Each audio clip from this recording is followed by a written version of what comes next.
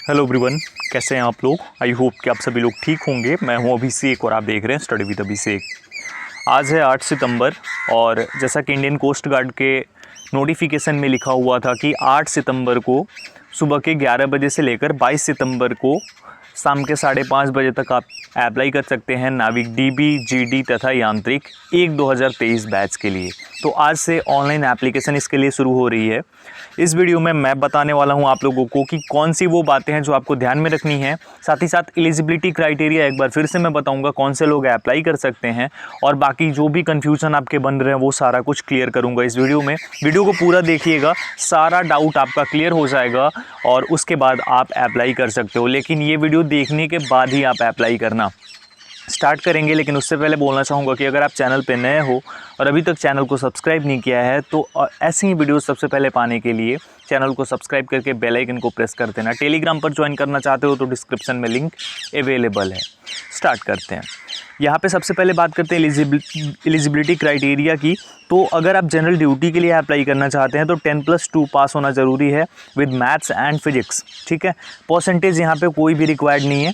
अगर आप डीबी यानी डोमेस्टिक ब्रांच के लिए अप्लाई करना चाहते हैं तो आपका 10th पास होना ज़रूरी है किसी भी एजुकेशनल रिकॉग्नाइज्ड बोर्ड से जो COBSE के अंदर आता है। ठीक है, वैसे आपका जो भी बोर्ड होगा वो आता होगा उसके अंदर, तो घबराने की नीड नहीं है। इसमें भी परसेंटेज रिक्वायर्ड नहीं है। यांत्रिक के लिए आपका 10th पास होना ज़रूरी है और उसके बाद आपका 3 से 4 साल का जो डिप्लोमा होना चाहिए वो हो।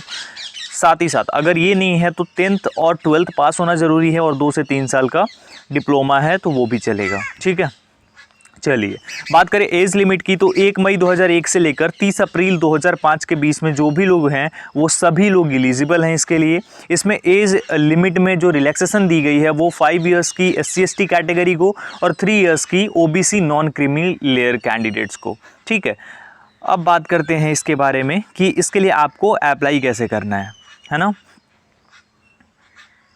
तो अगर आप 10th 12th पास हो या आपने 10th 12th के बाद डिप्लोमा कर रखा है तो आप एलिजिबल हो, आप अप्लाई कर सकते हो। परसेंटेज कितना भी है आपका एडमिट कार्ड आ जाएगा, आप आज से अप्लाई कर सकते हो। अब यहाँ पे कुछ चीज़ें ध्यान रखना। सबसे पहले तो आपका जो फ़ोन नंबर और ईमेल आईडी आप डालेंगे एप्लीकेशन फॉर्म में वो 31 अगस्त 2023 तक आपके पास होना चाहिए और एक्टिव होना चाहिए, क्योंकि जो भी इंफॉर्मेशन आपको शेयर की जाएगी वो कोस्ट गार्ड के द्वारा वहीं पर की जाएगी। ठीक है, चलिए उसके बाद क्या इंपॉर्टेंट है आपके लिए, यहाँ पे आपको क्या करना है, अप्लाई करने के लिए कुछ डॉक्यूमेंट्स अपलोड करने होंगे। अब वो डॉक्यूमेंट्स कौन से हैं, तो documents to be uploaded in the application. अब रिक्वायर्ड कौन से डॉक्यूमेंट्स है वो समझ लो। जो कंपलसरी हैं वो क्या है, passport size recent colour photograph should not be older than 3 months prior to the date of opening of application. यानी कि अभी इसमें क्या कर दिया गया है कोस्ट गार्ड में, जैसे एयरफोर्स में आप करते हो, अगर आपने कभी एयरफोर्स का फॉर्म फिलअप करा होगा तो उसमें क्या होता है कि आपका जो फोटोग्राफ होता है वो विद डेट आता है। तो वैसे ही आपको डेट के साथ, मैं सैंपल भी डाल दूंगा आपकी स्क्रीन पर, आप चेकआउट कर लेना। तो वैसे होना चाहिए आपका डेट आप, और वहाँ पे डेट ऑफ बर्थ, यहाँ पे तो डेट ऑफ बर्थ शायद नहीं लिखा गया है, डेट ऑफ बर्थ नहीं देना है आपको, सिर्फ आपको डेट देनी होगी और वो डेट 3 महीने से ज़्यादा पुरानी नहीं होनी चाहिए। मतलब आपकी जो फोटोग्राफ हो वो अगर 8 सितंबर को आप अप्लाई करते हो तो 8 सितंबर से 3 महीने पहले सोच लो, उससे उसके बाद का ही होना चाहिए तो आप एलिजिबल हो। उसके पहले का हो तो मत लगाना, रिजेक्ट हो जाएगा। ठीक है, ओके आगे बात करते हैं हम कि यहाँ पे आपको देना है अपना सिग्नेचर किया हुआ जो स्कैंड सिग्नेचर इमेज होगी वो। उसके बाद आपका left hand thumb impression image देनी होगी। ठीक है, उसके बाद डेट ऑफ बर्थ प्रूफ आपको देना होगा। ठीक है, आइडेंटिटी प्रूफ, आधार कार्ड हो, पैन कार्ड हो, वोटर ID कार्ड हो, ड्राइविंग लाइसेंस हो, जो भी आपके पास हो वो आप दे सकते हो इसमें से। पासपोर्ट भी है तो वो भी दे सकते हो। ठीक है, अब बात करते हैं आगे। ये तो शॉर्ट लिस्टेड कैंडिडेट्स के लिए है। ये इतना हो गया, ये आपको डॉक्यूमेंट सबमिट करने होंगे जब आप अप्लाई करोगे तो।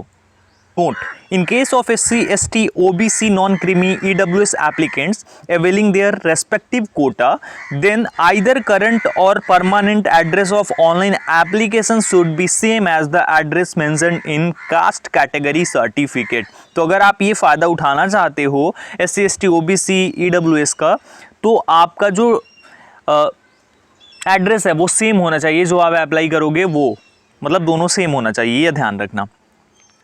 जो डॉक्यूमेंट्स की साइज़ होनी चाहिए वो 10 से 100 KB के बीच में, और इसका जो फॉर्मेट है ये इंडियन कोस्ट गार्ड की वेबसाइट पे अवेलेबल है, आप चेकआउट कर सकते हो। The date of issue of all uploaded documents SC ST OBC non creamy layer EWS marksheet education certificate during online application and documents uploaded and being shortlisted for stage 2 has to be 22nd of September 2022 closing date of application और any date prior to 22nd of September 2022।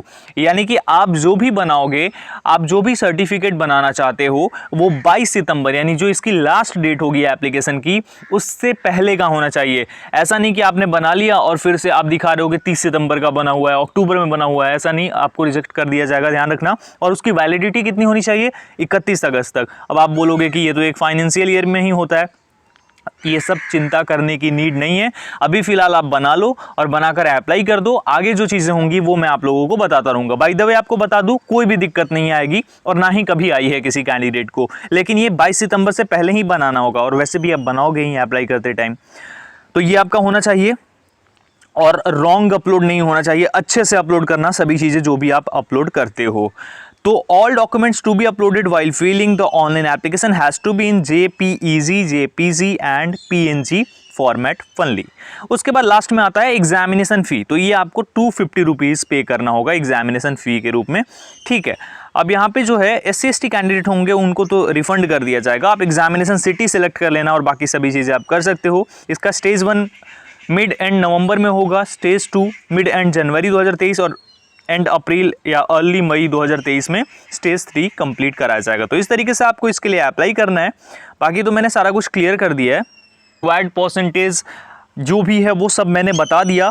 और आपको एक और चीज़ बता दूं कि अगर आपको कोई भी डाउट होता है तो आप मुझे पूछ सकते हो पर्सनली। फॉर्म में गलती ना करना, जो भी आप अपनी डिटेल सेंड करोगे या फिर जो भी सबमिट करोगे वो आपका 10th 12th के मार्कशीट के अकॉर्डिंग होना चाहिए, ये ध्यान रखना। जैसे आपका नाम उसमें है जो, वही सेम नाम होना चाहिए। जैसे सपोज मेरा नाम अभिषेक सिंह है, अगर डॉक्यूमेंट में मेरा है तो मेरा एप्लीकेशन फॉर्म फिलअप करते टाइम भी वही होना चाहिए, कोई भी गलती नहीं होनी चाहिए। मम्मी पापा का नाम भी सेम डालना, डेट ऑफ बर्थ भी अच्छे से सेम ही डालना, ठीक है। तो इन सब चीज़ों का ध्यान रखना है आपको। और बाकी कोई भी डाउट होता है आप मुझे सीधे पूछ सकते हो टेलीग्राम पर। तो इस वीडियो में मुझे यही सब कुछ क्लियर करना था। होप आपको वीडियो पसंद आई होगी। एक चीज़ बोलना चाहूँगा, वीडियो को शेयर कर दिया करो ताकि लोगों के पास पहुँच सके, और लाइक नहीं किया तो लाइक ज़रूर कर लेना।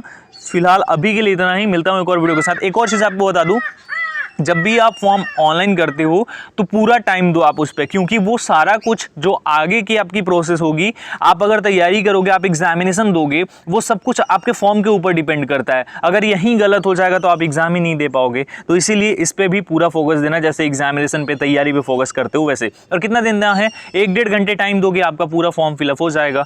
तो all the very best, apply करो। और आगे तैयारी के लिए क्या होगी चीज़ें और किस तरीके से हम क्लासेस वगैरह करेंगे ऑर्गेनाइज, वो भी आप लोगों से शेयर करूंगा जल्दी ही। फिलहाल इतना ही, मिलता हूँ एक और वीडियो के साथ। Thank you so much everyone, ध्यान रखो।